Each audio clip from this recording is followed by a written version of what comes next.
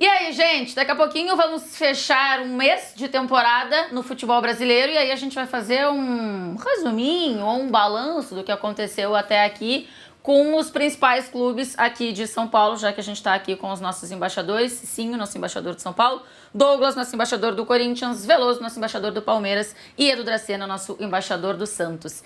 E aí, quero pegar pelos últimos acontecimentos, tá? E aí a gente teve um clássico entre São Paulo e Corinthians, com o Corinthians acabando com um tabu que já era de bastante tempo. E aí eu queria te ouvir, Cicinho, sobre as escolhas do Rogério pro clássico contra o Corinthians. Porque alguns torcedores acham que o Rogério não escolheu exatamente certo. Tudo bem, tinha tido um clássico contra o Palmeiras, né, no final de semana anterior. Aí tinha tido jogo no meio da semana. Mas dava pra não colocar o Luciano, por exemplo? É exatamente isso, Tainá, que o torcedor não entendeu que nós que acompanhamos, né, o São Paulo naquela grande vitória também frente à Portuguesa, onde o Galo fez 2 gols, o Luciano fez gol, e aí você vê os jogadores que se destacaram, um não é convocado e o outro fica no banco. Então, O Galo nem chamado foi. Né? Exatamente. Então a torcida está querendo saber essa maneira do Rogério Ceni trabalhar. Então uma responsabilidade que o Rogério Ceni traz para si, né, que eu acho que é desnecessário, poderia ter colocado tanto o Galo quanto o Luciano para jogar, vaga de estrangeiro. Quando se faz um planejamento, tem que saber a quantidade de estrangeiro. São Paulo errou para você? Errou porque você pode ter 5 dentro de campo. Você contrata 8. Então, algo na gestão aí tá meio fora do padrão. E clássico, né? Não poderia ter perdido por Corinthians, porque clássico te dá moral, te dá uma tranquilidade ainda mais para você trabalhar ao decorrer da competição.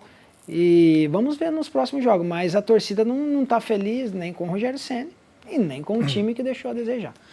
Eu quero te ouvir daqui a pouco sobre o segundo tempo, porque eu acho que, no fim das contas, o São Paulo dominou o segundo tempo. Mas, pro Corinthians, vencer e acabar com o tabu era o mais importante, né, Douglas? Isso incomoda, assim, jogador real ou é muito mais uma coisa nossa da imprensa, de pauta e tal? Incomoda um pouquinho. É que tem gente que lê muito e leva isso para dentro de campo, né? Eu não tinha esse problema, que eu nunca fui muito ligado a essa parada. Mas, assim, o Corinthians ontem... O São Paulo até começou bem, né? Começou pressionando, obviamente jogando em casa, o torcedor do lado.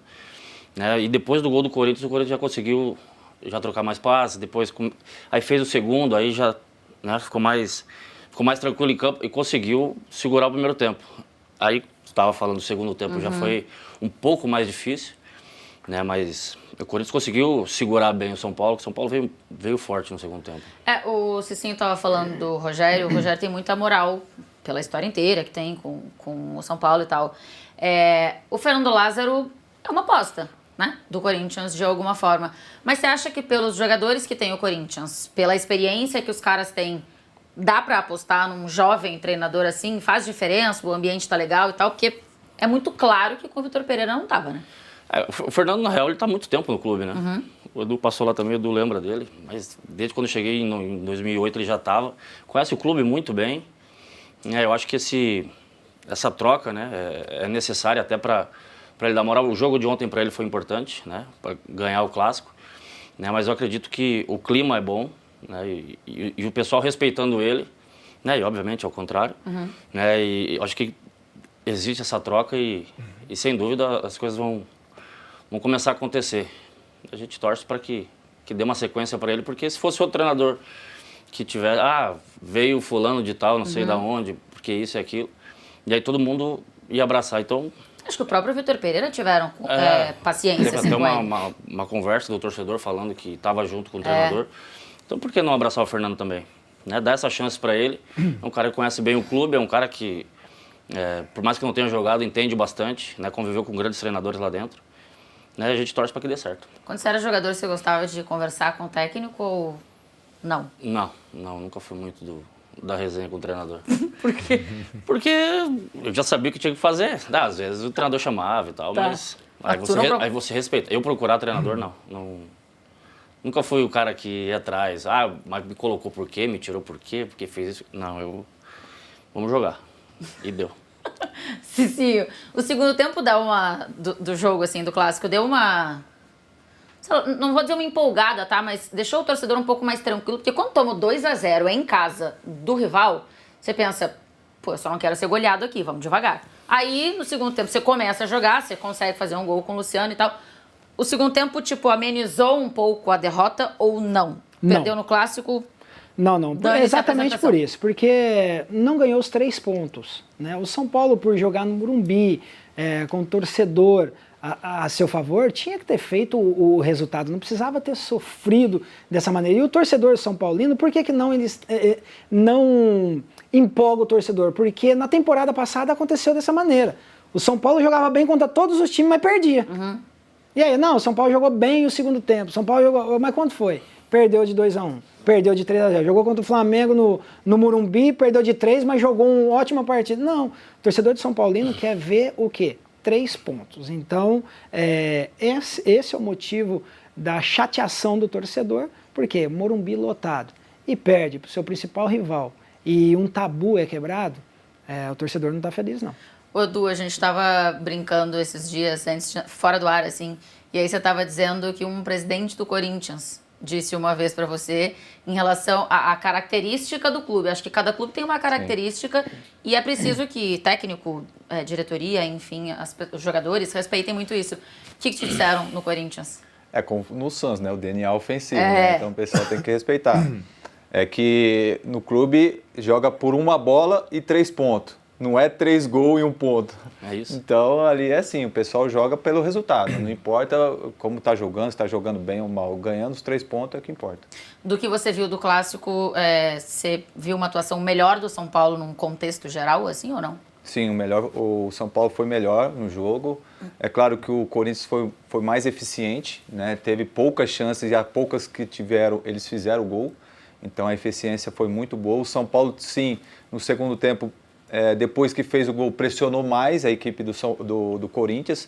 Até então, só ficava tocando a bola ali perto da área, mas não tinha ainda aquela contundência, aquela coisa toda, né? Sim. Aí sim, no final, até mesmo numa última bola ali, o Luciano teve, que chutou bem perto ali da trave do Cássio. Então, como falou, o clássico, você tem que ter a eficiência com resultado. Agora, só a eficiência e não resultado, aí já começa a ter aquela crise. É claro que ainda é início de temporada, mas um clássico pode mexer muito ali nos bastidores do clube. É início, mas uma equipe que vem sofrendo desde a temporada passada. Como o Santos está tendo também. Exatamente. Né? Não chega a estar fácil, né? Assim, eu vou falar do Santos daqui a pouquinho, mas antes eu ouvi um papo, Veloso, e nunca imaginei que eu ouviria, mas ouvi, de que internamente no Corinthians a galera estava torcendo pro Palmeiras na Supercopa contra o Flamengo para que Vitor Pereira fosse derrotado. Na verdade, acho que o corintiano estava torcendo para os dois perderem, né? O Vitor Pereira e o Palmeiras, só que é impossível disso acontecer, né? Então o Palmeiras foi mais eficiente, né, nessa partida, venceu porque o Abel também é um treinador que está fazendo a diferença. O time do Palmeiras, é claro que se a gente olhar individualmente, o Flamengo leva até vantagem, mas a forma como joga, se impondo, né, em posição dentro de campo. E o Abel usando as armas que tem, né? O Mike de ponta direita, um menino que finalmente parece que está se adaptando novamente à forma de jogar. E o Palmeiras fez uma grande partida e venceu um grande adversário, né? Mas eu acho que o Palmeiras, como começou a temporada só treinando a partir do dia 2, a gente vê uma evolução na equipe do Palmeiras, né? O Abel já conhece o elenco, está 2 anos, mais de 2 anos já à frente do grupo. Mas perdeu caras bem importantes, né? Perdeu. Scarpa e Danilo. Mas ele conhece as armas que ele tem para utilizar, né? Por isso que ele faz um Palmeiras eficiente.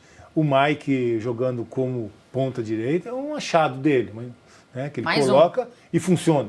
O Rony de referência como centroavante é uma condição que ele colocou. Que a princípio o Rony veio para jogar pelo lado. Aí na dificuldade, na ausência, na carência de ter outros jogadores, ele coloca ali e a coisa funciona também. Então, assim, ele conhece demais a característica de cada jogador para usá-los da melhor maneira possível. Então, é claro que hoje o Palmeiras, apesar do título, apesar da vitória, contra um Flamengo que até pensa no Mundial, é verdade, mas é um Palmeiras que ele sabe que ainda assim precisa de um ou outro jogador, né? Até para a função ali que perdeu o Danilo, que é a principal, porque agora que o menino conseguiu dar uma resposta. Mas é a grande dificuldade que ele estava enfrentando até essa partida, onde o menino foi decisivo. Já para o Scarpa, que é outro jogador que ele perdeu, que era titularíssimo ano passado, que foi o melhor da temporada, ele teve a recuperação do Veiga. O Veiga é quase um reforço. O Veiga foi um reforço para a temporada, porque ele não conseguiu terminar a temporada passada em função da lesão e antes de se machucar era o melhor jogador do Palmeiras, inclusive o Scarpa pouco tinha espaço, às vezes jogando pelo lado, até de lateral, mas quando sai o Veiga, aí sim que o Scarpa assume essa função ali, aí ele faz a melhor temporada da vida dele. Mas assim, então o Veiga já vem para substituir o Scarpa e aí é uma coisa natural. Agora, no lugar do Danilo, embora o menino tenha jogado uma grande partida, o Abel precisa de um outro jogador com uma característica parecida também. Mas acho muito bom a recuperação do menino, né?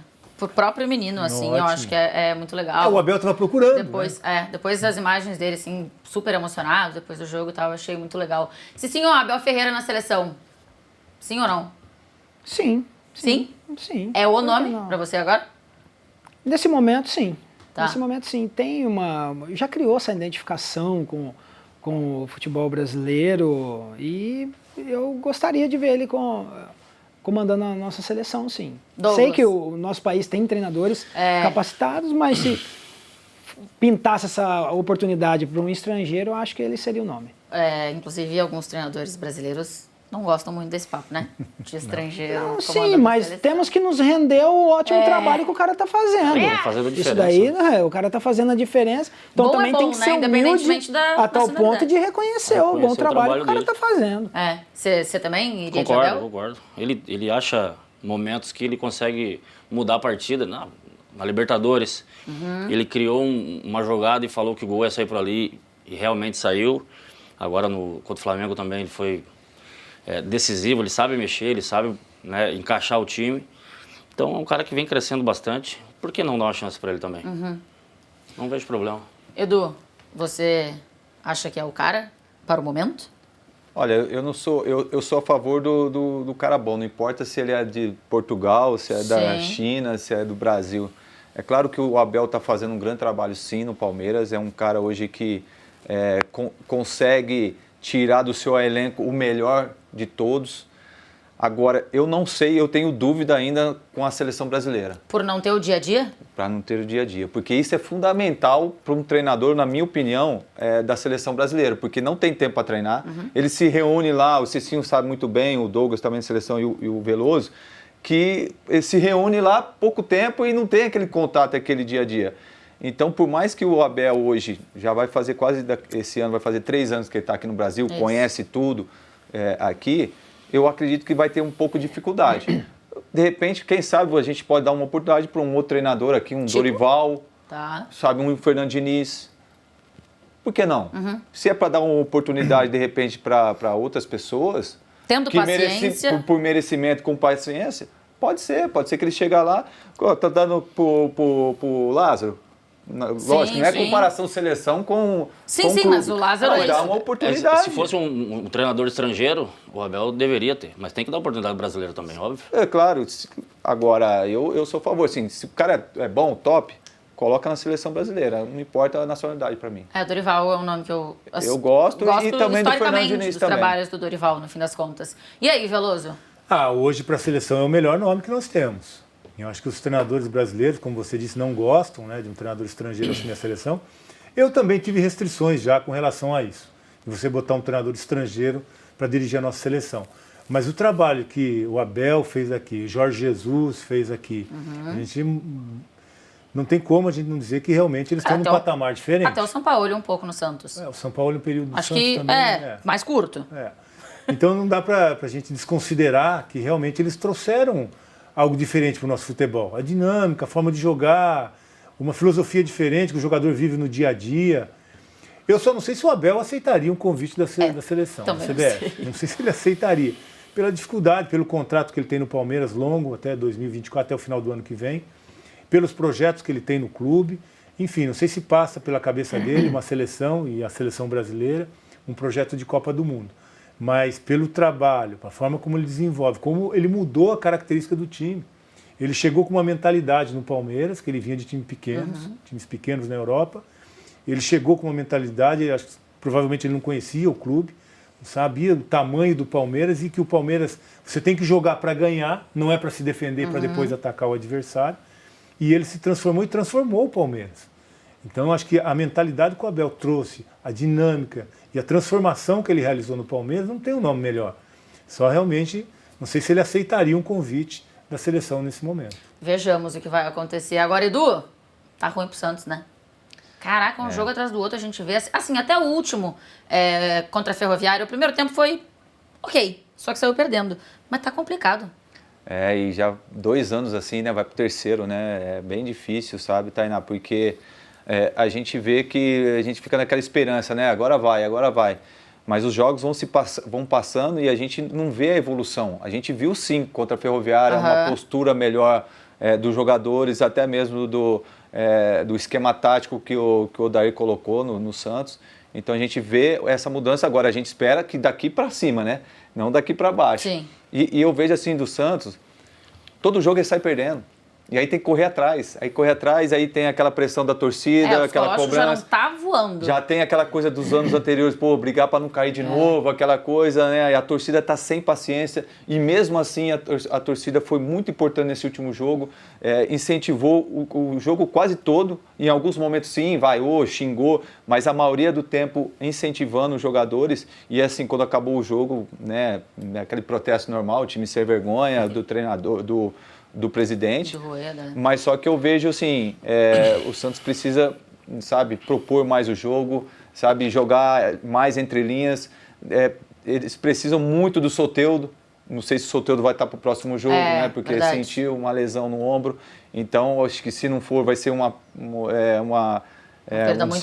desfalque muito importante, mas a gente espera que no próximo jogo tenha uma evolução, até porque, né, no terceiro, quarto jogo, ainda fala, pré-temporada, tá começando. Agora já tá no quinto, sexto jogo, sétimo jogo. Acabou essa história? Já acabou. Já tem que...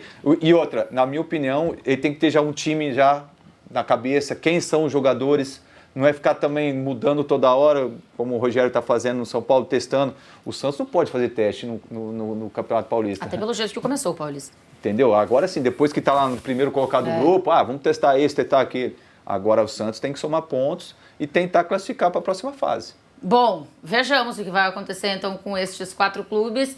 Lembrando para todo mundo que esses são os nossos embaixadores, eles estão junto com a gente durante o Campeonato Paulista e tem clássico, aliás, daqui a pouco, tá? Dia 12 tem clássico Sansão e a galera acompanha junto com a gente. Estaremos no Morumbi, dia 12 a partir das 5h30 da tarde. E depois, dia 16, a gente também tem clássico entre Corinthians e Palmeiras. Estaremos na Neoquímica Arena a partir das 8h30 da noite. Combinado? Beijo, meninos. Beijo para todo mundo. Tchau!